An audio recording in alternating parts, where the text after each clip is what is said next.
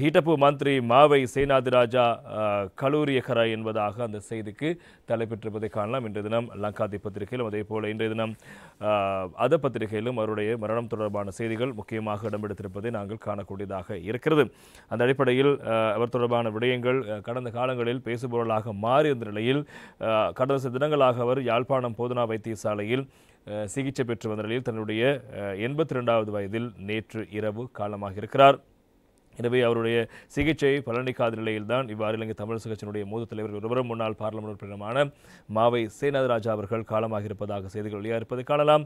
எனவே அவரது உடலை இப்போது பாராளுமன்ற உறுப்பினர் ஸ்ரீதரன் அவர்கள் அவருடைய குடும்பத்தாரினுடைய ஒத்துழைப்புடன் அவருடைய உடலை பொறுப்பேற்றிருப்பதாக செய்திகள் வெளியாகியிருப்பதை நாங்கள் காணலாம். யாழ் போதனா வைத்தியசாலை அனுமதிக்கப்பட்டு சிகிச்சை பலனின்றி உயிரிழந்த மாவை சேனாதிராஜாவினுடைய மறைவை அடுத்து அமைச்சர் சந்திரசேகர், பாராளுமன்ற உறுப்பினர் ஞானமுத்து ஸ்ரீநேசன், முன்னாள் பாராளுமன்ற உறுப்பினர்களான சீனி தம்பி யோகேஸ்வரன், அரியநேத்திரன் ஆகியோர் யாழ் போதனா வைத்தியசாலைக்கு உடனடியாக சென்றிருக்கிறார்கள் என்பதும் முக்கியமான செய்தி. இதன் போதுதான் பாராளுமன்ற உறுப்பினர் ஸ்ரீதரன் அவர்கள் அவருடைய குடும்ப உறுப்பினர் அனுமதியோடு உடலை பொறுப்பேற்றிருப்பதான செய்திகள் முக்கியமாக இருப்பதை காணலாம். எனவே இந்த இறுதிக்கிரைகள் தொடர்பான அறிவிப்பும் வெளியாகிருக்கிறது. இதன்படி எதிர்வரும் 2ஆம் தேதி ஞாயிற்றுக்கிழமை பிற்பகல் 3 மணிக்கு யாழ்ப்பாணம் மாவட்டபுரத்தில் அமைந்துள்ள அன்னாரின் இல்லத்தில் இறுதிக்கிரியைகள் இடம்பெறப் போவதாகவும் இறுதிச் சடங்கு தொடர்பான அறிவிப்புகளும் வெளியாகியிருக்கிறது. தமிழரசுக் கட்சியை பொறுத்தவரைக்கும் பல சதாப்தங்களாக அந்த கட்சியினூடாக செயற்பட்டு மக்களுக்கான சேவையில் ஈடுபட்டிருந்த ஒருவர். எனவே அவர் அண்மை காலமாக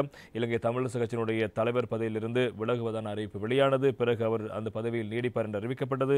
அதற்கு பிறகு அவருக்கு மூத்த தலைவர், சிறிஸ் தலைவர் என்ற பதவி வழங்கப்பட்டு அந்த பதவி நிலை தொடர்பான பிரச்சனைகளும் இலங்கை தமிழரசுக் கட்சிக்குள் புதாகரமாக வெடித்திருந்த நிலையில் அவர் இப்போது மூத்த தலைவர் என்ற வகையில் செயற்பாடுகளை முன்னெடுத்திருந்தார். எனவே கடந்த சில தினங்களுக்கு முன்னர் உடல்நிலை குறைவு காரணமாக யாழ் போதனா வைத்தியசாலை கொண்டு செல்லப்பட்ட அவர் தன்னுடைய 82வது வயதில் நேற்றைய தினம் காலமானார் என்பது முக்கியமான செய்தி. வசந்தம் டிவி, வசந்தம் FM சார்பாக நாங்கள் எங்களுடைய ஆழ்ந்த இரங்கலை தெரிவித்துக் கொள்கின்றோம்.